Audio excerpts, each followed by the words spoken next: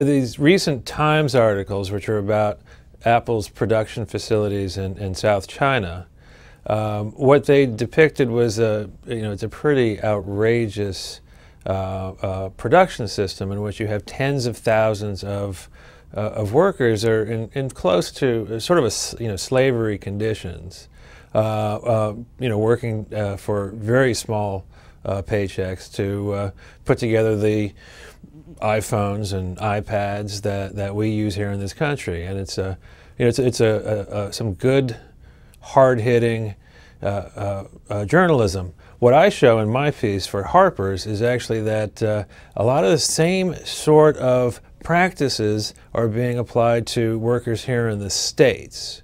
And what I mean by that is that we're not seeing the kind of physical sort of mistreatment of workers that you see in China, but what we see here is that this sort of enclosure of the marketplaces that these workers use to go out and get jobs. And specifically last year, one of the pieces, the stories that I cover in depth in this piece is what happened with the DOJ, the Department of Justice, the Antitrust Division, actually busted Apple and five other large, giant tech firms in Silicon Valley for basically running a labor cartel in which they agreed not to hire each other's workers.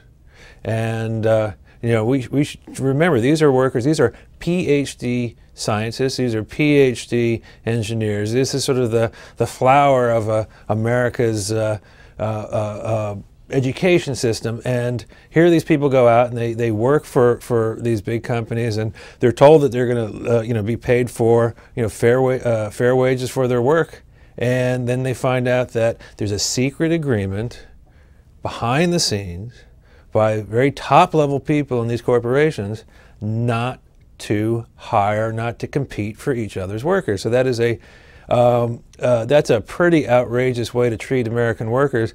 And the point is that so we're seeing what we see in China, what these Times reports, New York Times articles in China show. We're seeing something similar starting to take place in the United States, even for white-collar workers. The main point I really want to make in the article for Harper's is that this is something that we're seeing it's increasingly the case in almost every industry in the United States. And I mean, part of the problem is this, that we've allowed for so much consolidation to take place. And I mean, you think about a marketplace, an open marketplace, you have many of us providing work, or many of us bringing, say, chickens to market.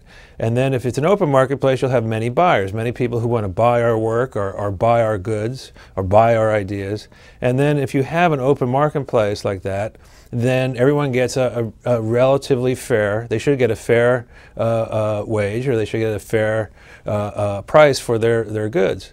But what we see in sector after sector after sector in the United States is one or two firms have taken control over the entire marketplace, and that gives them the power to dictate terms to the people who are selling their work, selling their labor, that are selling their goods or their ideas into that marketplace.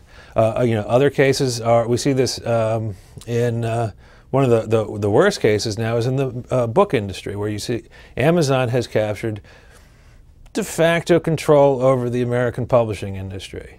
And that means you have 6 big publishers, but you have a number of smaller publishers to whom they essentially dictate terms.